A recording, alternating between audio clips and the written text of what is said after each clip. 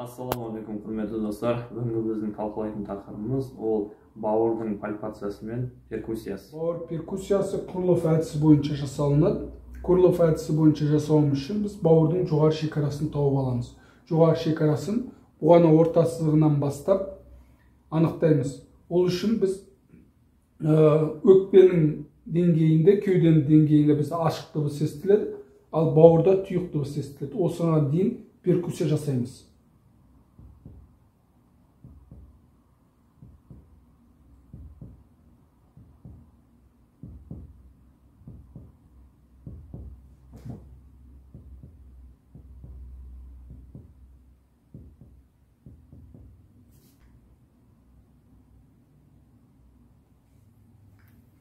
Бұл бауырдың жоғары шекарасы болып келеді.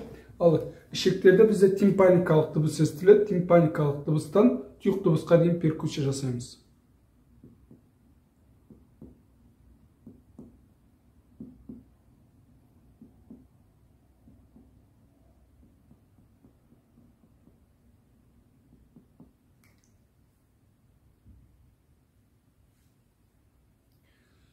Келесі бауырдың жоғары шекарасы ортаңғы сызықтың шекарасы болып келеді.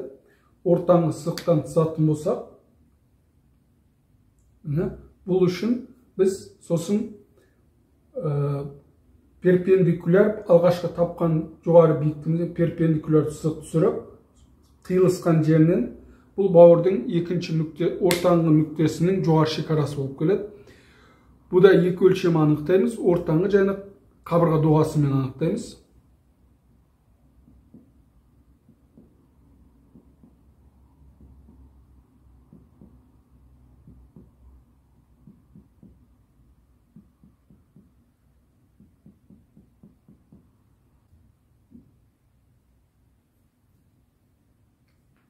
Келесі нүктеміз біздің қабырға доғасы менен ортаңғы нүктеге қарай перкуссия жасаймыз.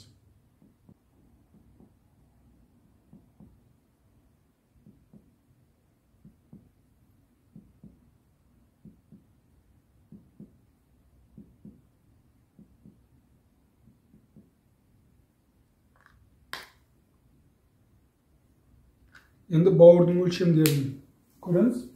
Бауырдың өлшемі Крылов бойынша бірінші нүктеде 9 см плюс-минус 2 см болуы мүмкін. Бізде науқастың 11 см, 6,5, 5,5 см. Бауыр пальпациясы. Бауыр пальпациясын жасауымыз үшін біз бауырдың төменгі шекарасын бірінші тауып аламыз. Яғни бізде бауырдың төменгі шекарасы нақты. Одан кейін біз бауыр пальпациясыны абразцов Стражеско әдісімен жасаймыз. Ол үшін біз науқастың қолдарын кеудесіне қоюын сұраймыз және аяқтарын тізесінің бүгуін сұраймыз. Сосын біздің пальпация жасайтын кезімізде біздің сол қолымыздың бас саусағымыз қабырға доғасында, ал қалған 4 саусағы артқа жібереміз. Оң қолымызбен біз науқастың терісін ішке қарай тартамыз. Науқастың терең тыныс алып шығаруын сұраймыз. Тыныс шығарған кезде біз науқас қолымызды қабырға доғасына қарай кіргіземіз. Сонымен науқастың бауырының консистенциясын анықтаймыз. Ол жұмсақ болуы мүмкін, қатты болуы мүмкін, дөңес болуы мүмкін, үшкір болуы мүмкін. Ол ауруына байланысты. Бүгінгі кішігірім тақырыбымыз ұнаған болса, лайк басып кетіңіздер, арнамызға тіркеліп кетіңіздер.